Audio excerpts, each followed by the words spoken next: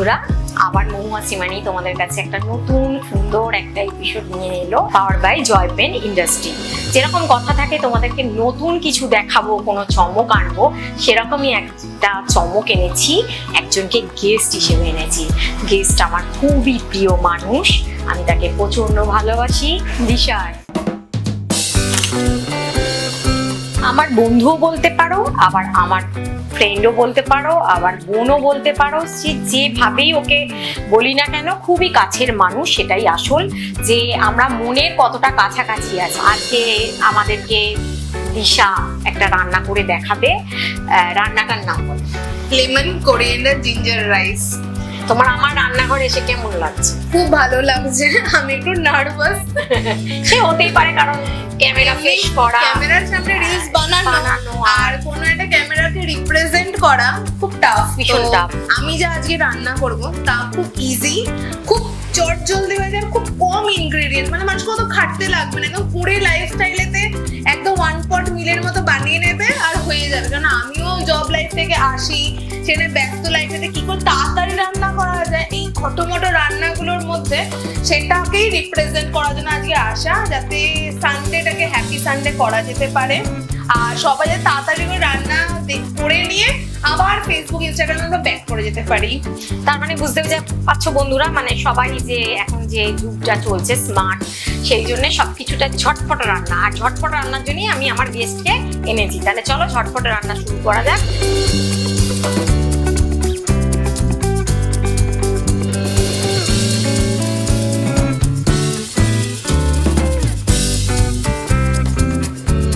দিশা, এটা রান্না করতে কি লাগছে আমাদের? প্রথমে আমি একটু বাটার দেব। আচ্ছা, বাটার। তারপরে একটু তেল দেব। এটা যে কোনো সানফ্লাওয়ার অয়েল আছে, যে কোনো হোয়াইট অয়েল, কেউ যদি চায় একটু আরো হেলদি বানাবে তাহলে সে অলিভ অয়েল ইউজ করতে পারে। আচ্ছা,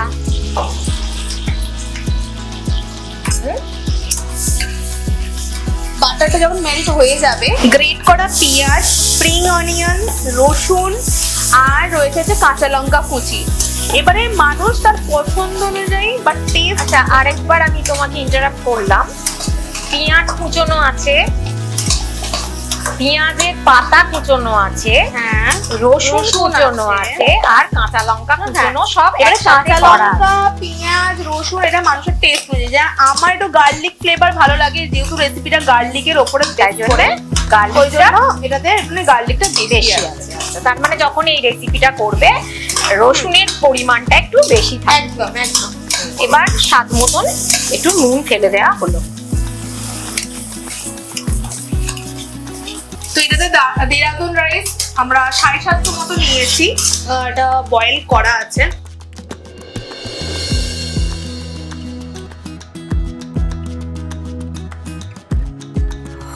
তো এবার আমরা কোরিয়ান্ডার যে স্টেমটা দেব, নট লিজ পাতা, মানে গোড়াটা দেব, গোড়া তাই তো? পাতা যেটা আমরা বলে থাকি, পাতাটা দেব না, তাহলে ফ্লেভারটা নরম হয়ে যাবে। এটাও কিন্তু একটা নতুন জিনিস শেখার।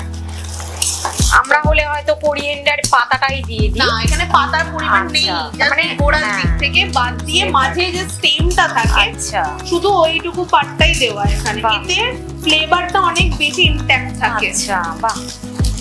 এরপরে কি কিছু মরিচ যাবে? হ্যাঁ, এরপরে একটাই মশলা, হ্যাঁ, শুধুমাত্র গোলমরিচ। আচ্ছা,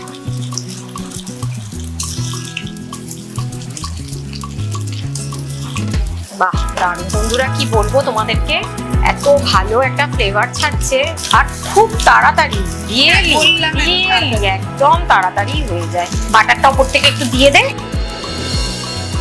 এটা হচ্ছে গন্ধরাজ লেবুর যে জেসটা, সেটাকে আমি দিলাম হালকা, জাস্ট একটা ফ্লেভার এনহ্যান্স করার জন্য। আর তার সাথে লেবুর রস, গন্ধরাজ লেবু এবং নরমাল লেবু মিশিয়ে দেবে, শুধু গন্ধরাজ লেবু তো অত হবে না, তো অল্প করে দুটোকে মিশিয়ে দিয়েছি। এটা টস করেই তোমার রান্না শেষ, আর বাটারের মতো মেল্ট হয়ে যাবে টাইমের সাথে সাথে। দুর্দান্ত গন্ধ ছাড়ছে না? এই অ্যারোমাটা এত ভালো আসছে, একদম পারফেক্ট মেন এই স্মেলটা। এবার আমি কিন্তু চাপা দিচ্ছি, যেহেতু গন্ধরাজের তুই একটা জুস দিলি, জেস্টটা এবারে দিলি, শেষ, ব্যাস, চাপা দিয়ে শেষ। চাপা দিয়ে শেষ। একটা সুন্দর রান্না আমরা শিখলাম। এরপরে আমরা আবার নেক্সট আসবো কি দেখতে, না এর সাথেই খাবার মতন উপযুক্ত একটা রান্না। ভয় পেও না বন্ধুরা, আমরা জাস্ট একটু নিজেদের মধ্যে খুনসুটি করছিলাম। ফিরে এলাম। তা কিসের জন্য, না যেহেতু রাইসটা একরকম হয়েছে, এবারে রাইসের সাথে তো শুকনো রাইসটা খাওয়া যাবে না, তার সাথে তো কিছু একটা চাই। তাহলে আমরা রাইসের সাথে কি করছি বল? স্মোকি মাশরুম মশলা। এটা তো একদম 6টা থেকে 7টা ইনগ্রেডিয়েন্টস এর একদম তাহলে কমপ্লিট রেসিপি। মাশরুম মশলায় যেটা মেন উপকরণ, সেটা আমরা কি করছি দেখে নিই।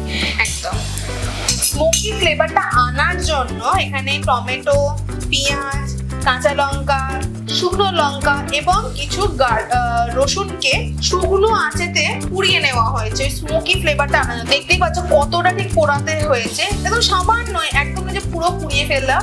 জাস্ট এরকম একটা ব্ল্যাক ব্ল্যাক কালার আসবে, আমরা নামিয়ে নেবো। এটা হালকা সেদ্ধ হয়ে যায় এতে। তাহলে হচ্ছে এই যে টমেটো পোড়া, কাঁচা লঙ্কা পোড়া বা এই রসুন পোড়া আর পেঁয়াজ পোড়াকে আরো কিন্তু আমরা পেঁয়াজও দেব, দিয়ে আর একটু রসুন এক্সট্রা দিয়ে একসাথে একটু বাটবো, বেটে তারপরে জোগাড়টা করবো। তাহলে বাটার পর আবার আসবো। তো প্রথমে বাটারটা দিয়ে দেবো।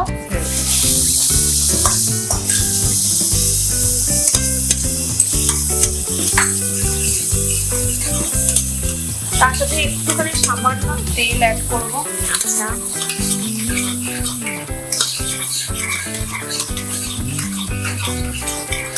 এটা মেল্ট হতে হতে আমরা রসুন বাটাটা দিয়ে দেবো।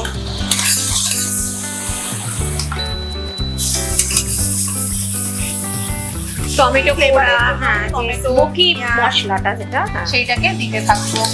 এটা কালচে মতন কালার না এটা, যেহেতু পুরানো হয়েছে বলে। হ্যাঁ হ্যাঁ।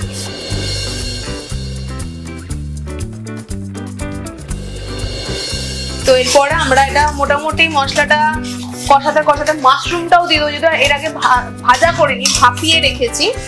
তো মাশরুমটা দিয়ে দেবো, যাতে এটা ভাজা হতে থাকবে, মশলাটা ওর সাথে মিশতে থাকবে। আর কিছু মশলা দেওয়ার আছে, নুন না আর কিছু আপাতত না, আগে ভাজা ভাজাটা হয়ে যাক, তারপর আবার জল ছাড়বে তখন।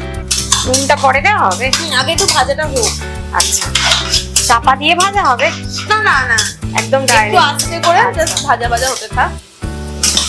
নুনটা দিয়ে দিই স্বাদ মতো, এটা অল্পই লাগবে, যেন পরিমাণটা কমই আছে। বেশ একটা স্মোকি, এটা না পোড়া পোড়া গন্ধ একটা থাকবে, পোড়া গন্ধ ছাড়ছে, স্মোকি ফ্লেভার লাগছে। ফ্লেভার নয়, একটা স্মেল ছাড়ছে। সামান্য আলাদা গুঁড়ো দেবো, রংটা যা একটু ফেরানোর জন্য, কালারের জন্য। একটু শুকনো লঙ্কা গুঁড়ো সামান্য, যেহেতু ওখানে ঝাল রয়েছে। কাঁচা লঙ্কার অনেকটা, কাঁচা লঙ্কা, শুকনো লঙ্কা। এখন একটু ভাজা ভাজা হোক এটা, প্রয়োজন করে যদি চাপা দিতে লাগে তাহলে চাপা দিয়ে হলেও হোক। বাট সেদ্ধ আছে, ভাজা অলরেডি হচ্ছে অনেকক্ষণ ধরে। এখানে যেটা ভাজা ভাজা হচ্ছে সেটা তো সেদ্ধ আছেই, ভাজাটাও অল্প ভাজলেই হয়ে যাবে তাড়াতাড়ি, যেহেতু সেদ্ধ আছেই।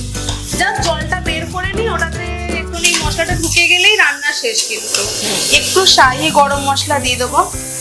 কিনতে পাওয়া যায়, হ্যাঁ একদম কিনতে পাওয়া যায়। যে তৈরি করতে পারে সে বানিয়ে ফেলবে, যে ঘরে বানায় তারা ঘরে বানাবে, যারা বাইরে থেকে কিনে ইউজ করে তারা কিনেও ইউজ করতে পারে। মরিচ গুঁড়ো দেবে সামান্য একটু গোলমরিচ। তার মানে এটা একটু কিন্তু দেখছি এই রান্নাটা কিন্তু একটু স্পাইসি হবে, তাই তো? হ্যাঁ একটু স্পাইসি, যেহেতু আমাদের ওই রাইসটা যেহেতু অতটা স্পাইসি না, এটা একটু স্পাইসি। একটু চিনি দিলাম। এবার গরম জল করা ছিল, গরম জল ছিল, সেই গরম জলটা দিয়ে জাস্ট ফোটার জন্য, নয়তো গন্ধটা ছাড়বে। আচ্ছা, দিয়ে বন্ধ করে দিই, একটু চাপা দিয়ে দিই। না চাপা দেওয়ার এখন দরকার নেই, এটা হয়ে গেছে। হ্যাঁ, এবার আমরা বাটারটা দিয়ে দেবো, ধনে পাতাটা, আর জাস্ট ওপর থেকে ধনে পাতাটা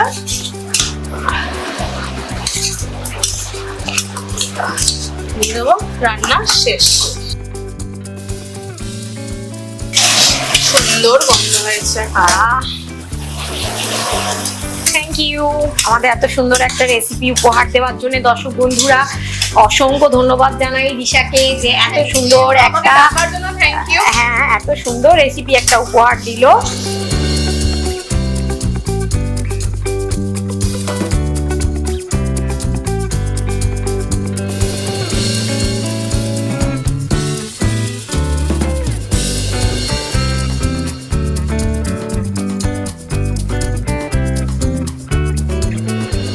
এখানে coriander lemon garlic rice ready, smoky mushroom masala ready.